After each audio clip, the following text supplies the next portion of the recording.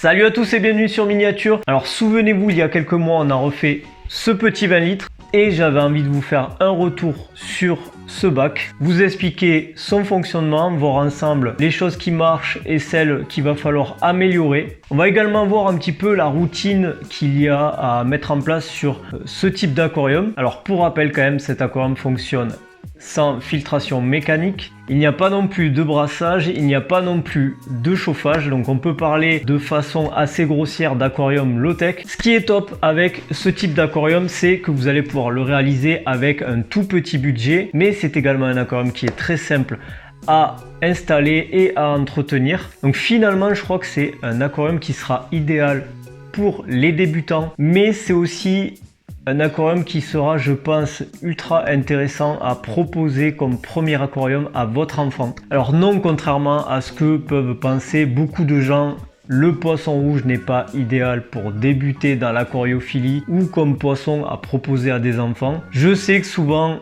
ce type de poisson est présent dans les écoles. En plus de ça, c'est des poissons qui plaisent souvent aux enfants parce qu'ils sont très gros, donc ils sont très visibles. Mais c'est également des poissons qui peuvent vous dégoûter de l'aquariophilie, tout simplement parce que bien souvent, l'aquarium que l'on propose avec ce type de poisson n'est pas adapté, va vous demander énormément d'entretien, va vous mener finalement soit à l'échec ou si vous voulez faire les choses comme il faut, à investir énormément d'argent.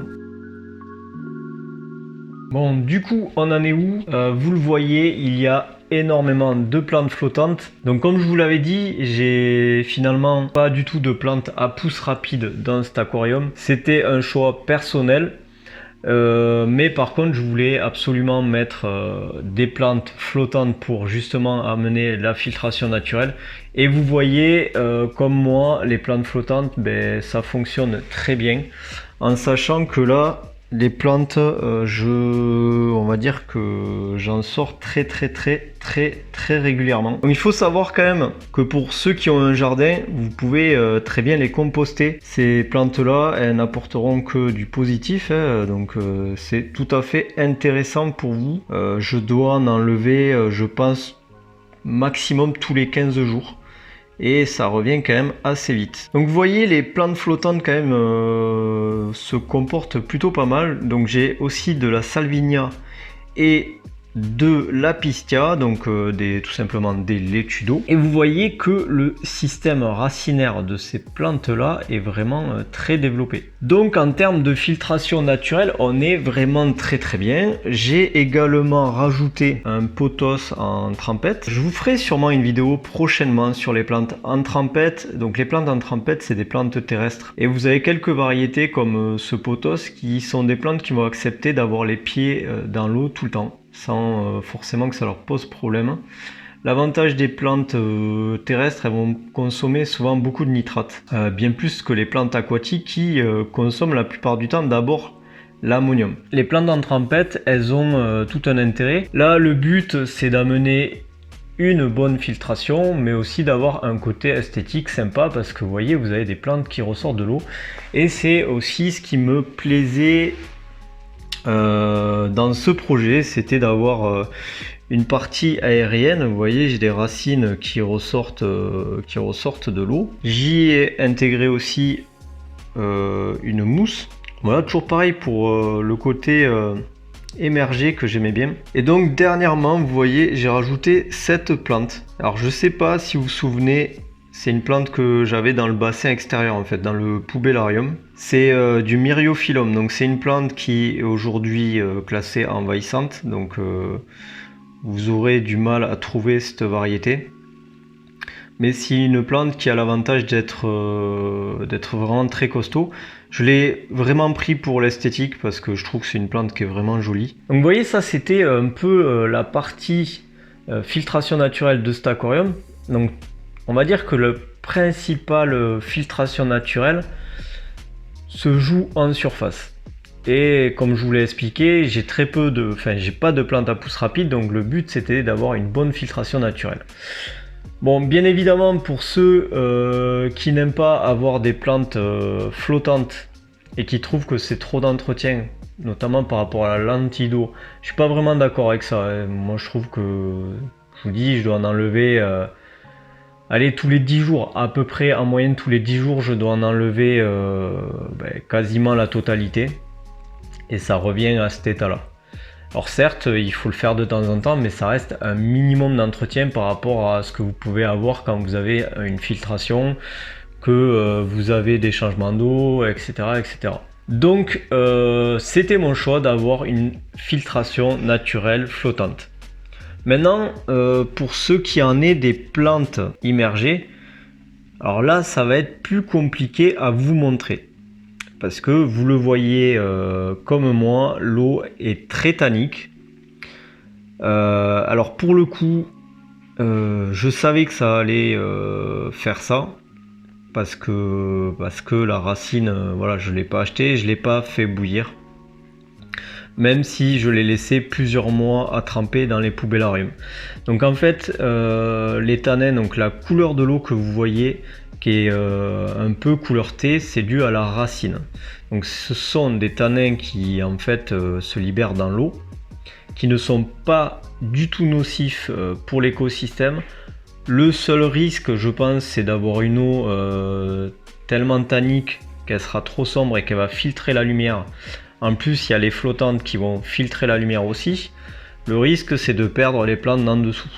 Bon, le truc, c'est que je savais un petit peu où j'allais, donc j'ai mis des plantes qui ne demandent pas énormément de lumière. Donc il y a notamment des cryptocorines, il y a des anubias, il y a derrière du microsorum, il y a de l'élantium. Voilà, c'est des plantes qui ne sont pas ultra exigeantes en lumière. D'ailleurs, l'élantium, depuis que j'ai refait le bac, a explosé. Je l'ai taillé déjà 2 fois. Les cryptocorines ont explosé aussi. Donc, il y a vraiment... comment dire, on sent vraiment que le bac se comporte mieux depuis que j'ai fait toutes ces modifications. Bon, le seul truc, j'ai envie de dire, le seul hic à tout ça, c'est que ces tanins m'obligent à faire des changements d'eau assez réguliers. Là, pour vous dire, je suis à un changement d'eau à peu près tous les 15 jours, voire 3 semaines. Et on a quand même encore pas mal de tanins. Au début, je le faisais même plus souvent. Donc j'espère que ce problème-là va pas durer 6 ans. Je ne pense pas. Bon, c'est en soi pas un très gros problème. Mais voilà, il faut souligner aussi ce qui ne marche pas. Hein. C'est ma volonté aussi de vous montrer un petit peu ce qui fonctionne, ce qui fonctionne pas. En soi, l'écosystème fonctionne.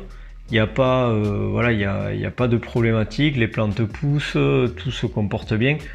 Mais aujourd'hui, voilà, le bac me demande un peu d'entretien. Donc tout ça, c'est un petit peu ce que je vous disais, la partie plante aquatique, mais il y a également la faune. Et donc, vous voyez, j'avais changé quand même le bac assez violemment.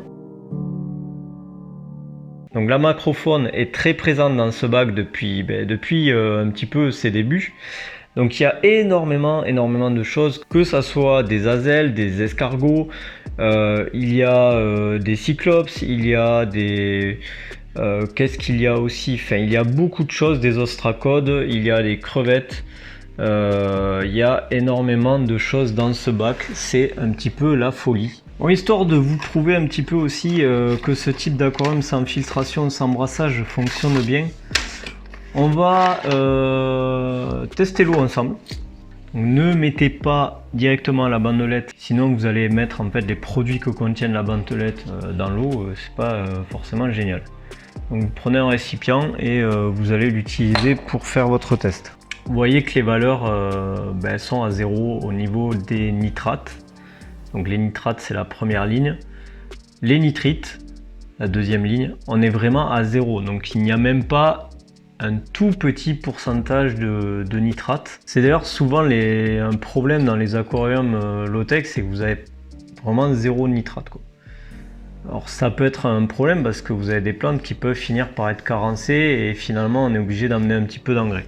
Mais vous le voyez comme moi, on est plutôt pas mal. En sachant, comme vous voyez, j'avais peur un petit peu d'avoir des surprises au niveau de la dureté, GH, KH.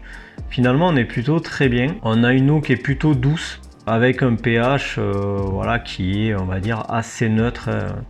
Alors, on est sur des bandelettes.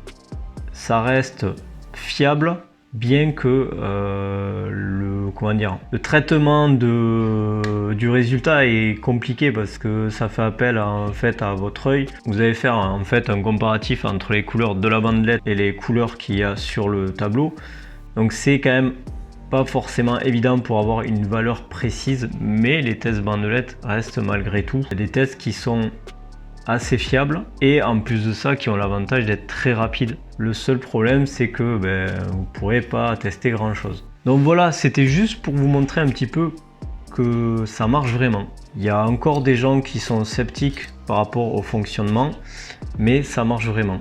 Alors effectivement, là aujourd'hui sur ce bac, j'ai les changements d'eau quand même assez réguliers. Comme je vous dis, là je dois être à peu près à toutes les quinzaines ou toutes les 3 semaines à peu près, où j'ai un changement d'eau partiel. Mais malgré tout, même quand vous changez pas l'eau, ça fonctionne très bien aussi et vous n'aurez pas d'augmentation de nitrate. Donc pendant que c'est en train de siphonner, je vais vous expliquer un petit peu ce que je fais comme entretien sur cet aquarium. Donc comme je vous le dis, c'est un aquarium qui est pour moi idéal pour débuter. C'est également un aquarium qui est top si vous voulez pas vous prendre trop la tête ou qui fait, je sais pas moi, tout ce qui est faune, tout ce qui est plantes aquatiques. Il y a, je pense, beaucoup de choses intéressantes dans ce type d'aquarium qui ne contient pas au final de poissons. Pour la plupart des, on va dire pour la plupart des gens, c'est quelque chose qui est un petit peu fou d'avoir un aquarium et de pas mettre de poissons, mais moi je trouve que finalement c'est beaucoup plus intéressant. Donc en termes d'entretien, ce que je fais, comme je vous dis assez régulièrement, c'est enlever les plantes flottantes qui se sont multipliées. Donc je fais ça en général toutes les 2 à 3 semaines.